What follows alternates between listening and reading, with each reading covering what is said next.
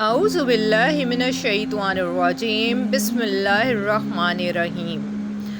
السلام علیکم میرے معزز ساتھیوں، حاضر ہے نئے ٹاپک کے ساتھ۔ جنات کا ذکر قرآن پاک میں 29ویں سپارے میں پوری سورت اللہ تعالیٰ نے نازل کی ہے۔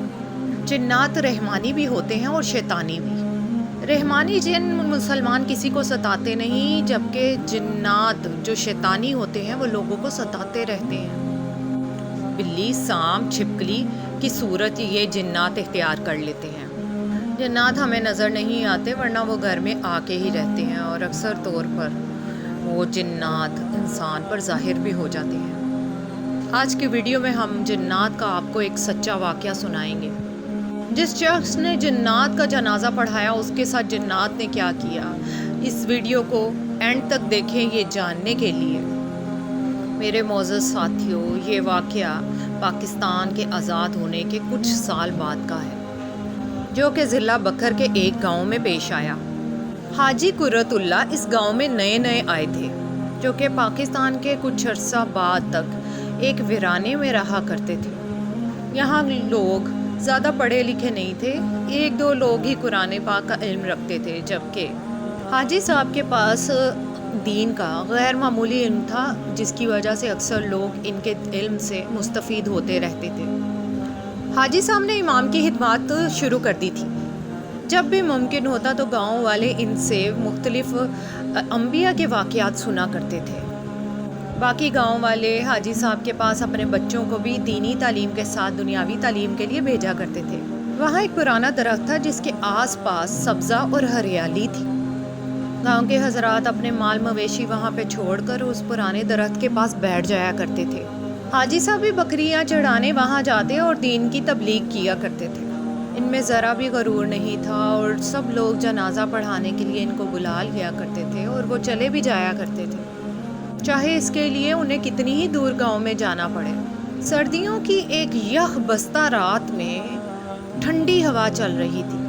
عشاء کی نماز کے بعد کسی نے دروازے پہ دستک دی۔ حاجی صاحب نے دیکھا تو سامنے نوری شکل و صورت والے 3 آدمی کھڑے تھے۔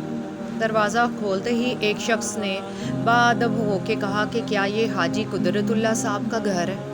امام صاحب نے کہا کہ میں ہی ہوں۔ اس شخص نے کہا کہ میرے بھائی کا انتقال ہو گیا ہے، اور میں ان کے جنازے کے لیے آپ کے پاس آیا ہوں۔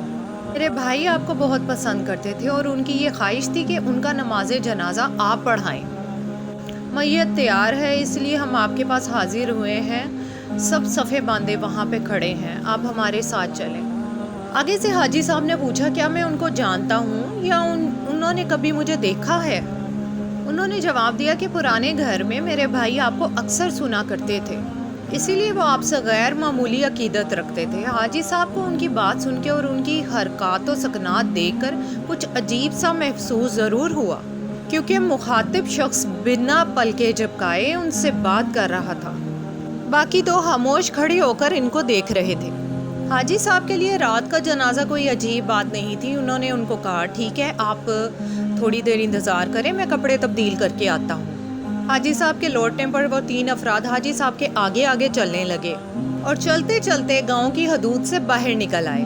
ان کی تیز رفتاری کی وجہ سے حاجی صاحب کو ان کے ساتھ چلنے میں کافی دشواری پیش آ رہی تھی۔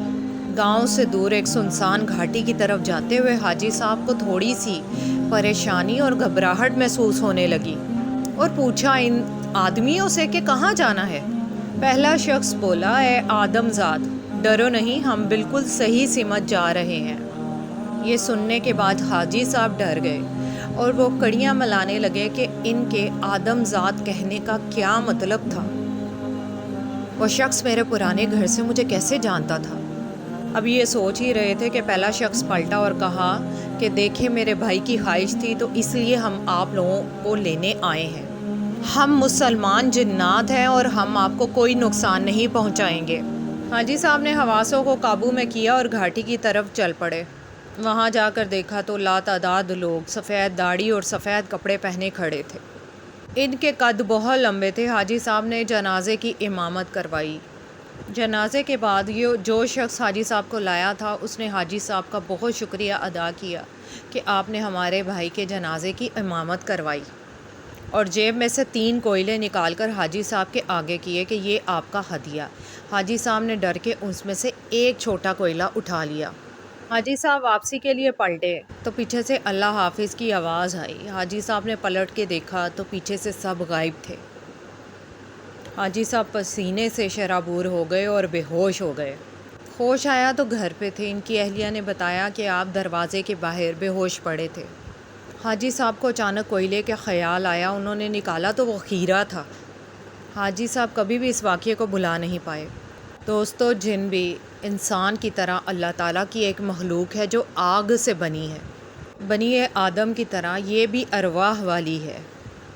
انسانوں کی طرح جنات بھی نسل بڑھاتے ہیں۔